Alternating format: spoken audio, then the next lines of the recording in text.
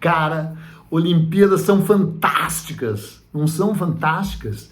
Elas marcam a tua vida, meu. De repente tu começa a dividir a tua vida, assim, pelo menos eu faço isso, entre Copas do Mundo e Olimpíadas, né? A Copa do Mundo de 1970, as Olimpíadas de 1972, as Olimpíadas de 76, as Olimpíadas de 80, né? A Copa de 84, daí tu vai pensando, pá, onde é que eu tava, como é que eu vi, né? As Olimpíadas passam, o desenrolar delas passa e na memória elas ficam para sempre. A gente vai se lembrar para sempre da Rebeca Andrade, vai lembrar da Bia, vai lembrar desses momentos incríveis, vai lembrar que não teve onda no Tahiti, vai lembrar que o Tahiti não deveria pertencer à França, né? Essas coisas. E eu não acho que as Paralimpíadas te marquem nesse sentido temporal tanto assim. Mas eu vou te dizer uma coisa e tu vai concordar comigo. As Paralimpíadas são ainda mais incríveis, mais fantásticas, mais relevantes, mais transformadoras do jeito que tu vê o mundo do que as próprias Olimpíadas. Afinal, cara, os atletas olímpicos, eles já estão atingindo um nível assim que é sobre-humano. Aparentemente, né? Os caras estão... E a própria Simone Biles, né, cara, deixou claro como há um tipo de esforço que beira o doentio, né? Essa busca pela superação, pelos limites. Claro que tem um lado legal, mas tem um lado que está extrapolando o próprio esporte. É ou não é? Agora, e nas Paralimpíadas, aí sim é que é a superação, aí sim é que é a vitória, porque daí não é só competitividade, aí realmente é assim transcendência para além da deficiência, das limitações. É uma coisa incrível, cara. Tu viu a abertura? Tu viu a abertura? Hoje mesmo teve aquele desfile daquelas pessoas que portadoras de deficiência conseguem transformar isso num feito e não num retrocesso, não é?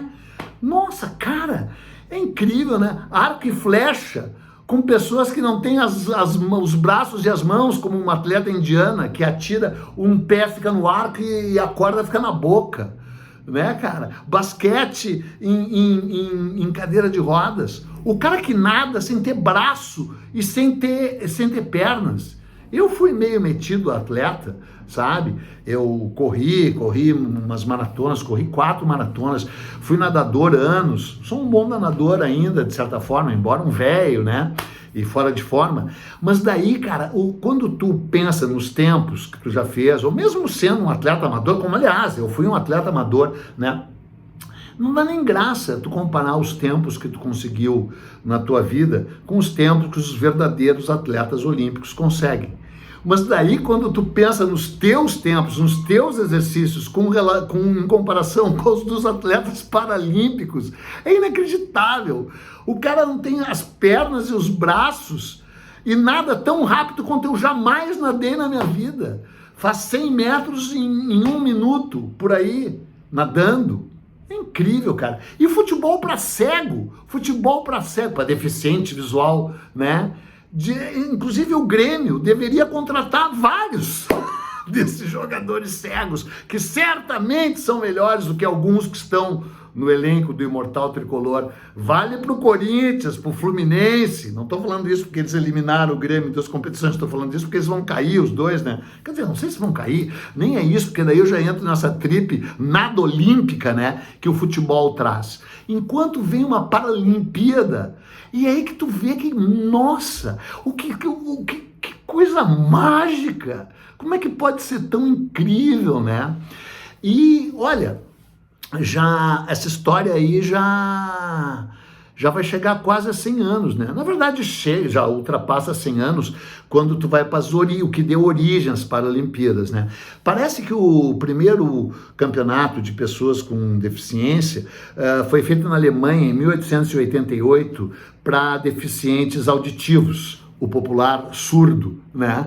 E, aliás, isso me lembrou aquela incrível Olimpíada do Monty Python, né? Acho que é no filme Monty Python Goes to Hollywood, não tenho certeza, mas é um filme do Monty Python, onde tem 100 metros rasos para pessoas com deficiência auditiva. Daí o cara dá o tiro, né, de largada, ninguém ouve, né? 100 metros rasos para pessoas que pensam que são galinhas, né? Claro, o Monty Python sempre foi politicamente incorreto, sempre pegou no pé de todo mundo, não ia deixar de pegar no pé de pessoas com deficiência, né? E eu, por um lado, acho legal, especialmente vindo do Monty Python. Mas a questão é que transcende muito a isso, né? Vem a história real. Então, a história real, em tese, começa em Berlim, 1888, numa competição para deficientes auditivos, né? Mas vamos combinar que não conta tanto assim, né? Claro que conta, mas é diferente do que se iniciou em 1944, quando um cara chamado Ludwig Guttmann, que eu acho que era neurologista, começou a propor a realização de jogos por pessoas com paraplégicas e tetraplégicas, né? Porque ele trabalhava embora alemão, trabalhava num hospital inglês chamado Stoke Mandeville, né? E ali ele sugeriu pela primeira vez, em 44, né, de pessoas atingidas pela Segunda Guerra Mundial, uma corrida de cadeira de rodas, né? Mas foi em 48 que o esporte de reabilitação começou a se tornar um esporte competitivo. E aí, de novo, não no sentido assim da competição entre os atletas, mas para levantar a barra, a vara, né, da superação. Então, em 1948, teve ligada a esse hospital, e nos Jogos de Londres, em julho, 27 de julho de 1948, se disputou o que seria a origem da Paralimpíada. Eu acho que a própria Paralimpíada mesmo em Londres, em 48, né? Mas ela só se torna oficial e diretamente ligada à história das Olimpíadas mesmo, em 1960, em Roma, quando ainda havia várias pessoas que tinham sido atingidas, que tinham se tornado deficientes na Segunda Guerra Mundial, né? Jovens que tinham 20 anos na Segunda Guerra Mundial e ali já estavam com quase 40 em Roma, em 1960.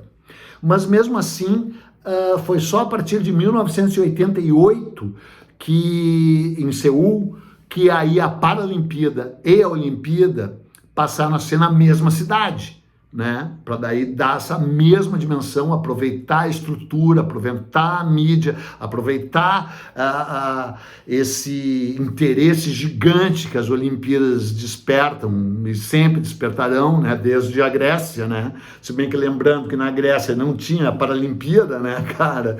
Né? E então, a partir de 1960 se inicia isso.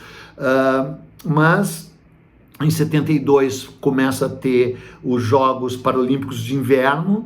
Em 1976, na verdade, quando tem os Jogos de Inverno no Canadá, são disputados também os Jogos de Inverno na mesma cidade. Mas é mesmo em 88 que isso tudo toma essa dimensão, né? E hoje Paris investiu 1 bilhão e 600 milhões de dólares nessa Paralimpíada, que começa hoje, vai até setembro, né? Eu pretendo acompanhar muito e chorar muito, né? Porque essas Paralimpíadas realmente te fazem chorar, né? E lá vão ter mais de 4 mil atletas, 4 mil atletas de 168 nações. 168 nações, 4 mil atletas. E a segunda maior delegação é a delegação brasileira, com 255 atletas. Só perde para a China, né?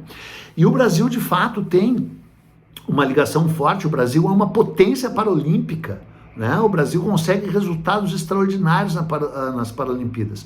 Tudo começou aqui no Brasil em 1958, o ano glorioso de 1958, no qual foi criado no Rio de Janeiro o tal Clube do Otimismo, né? Foi a iniciativa de um cara chamado Robson Sampaio de Almeida, né, que criou esse clube do otimismo, mas o Brasil só começou a participar dos Jogos Paralímpicos mesmo em 1972, em Munique, e não sei se foi em Munique, eu sei que em 1976 o Brasil ganhou a sua primeira medalha, e foi justamente esse cara, o Robson Sampaio de Almeida, que ganhou na bocha. Ele e um cara chamado Curtinho, o nome Curtinho, sensacional, né? O cara que assume o apelido do deboche, né? E ganharam medalha no bocha na grama. Aliás, tu fica pensando, por que não tem bocha nas Olimpíadas, né? Por que não tem bocha nas verdadeiras Olimpíadas? E claro que tem nas Paralimpíadas, né? Aí tem aquela questão semântica, gramatical, né? Para-Olimpíadas ou Paralimpíadas, né? Paralimpíadas, né? Que é o correto, né? Se bem que às vezes fica meio difícil dizer, né? E o Brasil começou a crescer cada vez mais. Hoje tem esses seus 255 atletas, né? Respeitado mundialmente como potência paralímpica, né? Paralimpíada, que coisa incrível, né? Que momento de transcendência, como pode, cara, o ser humano, porque tu sabe, né? O ser humano, tem aquela frase, né, de um velho filósofo, eu não sei se os humanos são anjos que caíram ou animais que enlouqueceram, né? E aí, cara, assim, tem um lado horroroso da humanidade, né? Tu sabe, né? Tanto é que essas Paralimpíadas estão ligadas, como eu falei, à Segunda Guerra Mundial, aquela tragédia horrorosa. Hoje a gente ainda vive aqui nesse momento duas guerras medonhas, né? Lá Gaza, né? A destruição cruel e inclemente de Gaza por Israel, evidentemente que se iniciou com um ataque sórdido, indesculpável, nojento do Hamas, né? Mas olha também o tamanho da reação desproporcional, e a guerra da Ucrânia, né? A guerra contra a Ucrânia, né? Porque a Rússia simplesmente invadiu a Ucrânia, e ainda nessas duas questões, assim, parece que tem pruídos morais de, cara, não tem, tá na cara, né, o lado dessas duas guerras. Então as guerras estão aí mostrando que os humanos têm um lado que não prestam. E aí quando tu liga a TV e tem uma Paralimpíada, tu vê que os humanos são uma coisa mais maravilhosa desse planeta, né, por um outro lado, né, e é esse lado maravilhoso da superação, da vitória, né, de ultrapassar obstáculos aparentemente intransponíveis, de pessoas que foram vítimas de acidentes ou de circunstâncias desafortunadas, ou então de enfermidades genéticas que já nasceram assim e que vão para o esporte, provando que o esporte é das atividades humanas das mais luminosas, se é que não é a mais. O que tu preferia, ser filósofo ou atleta? Eu preferia ser atleta. Claro que o bom era ser um atleta, filósofo, o que de certa forma eu já sou. Mens sana in corpore sano, né? Que era inclusive o lema lá, não apenas de Esparta, mas da própria Grécia, né? Onde os atletas tinham que ter um certo conhecimento da filosofia e da literatura clássicas, né? Treinavam a mente e o corpo, né? Mas se só houvesse a opção, tu quer ser um escritor, que aliás eu já sou, ou um atleta. E agora, além de ser atleta, tu ser um atleta paralímpico, aí sim.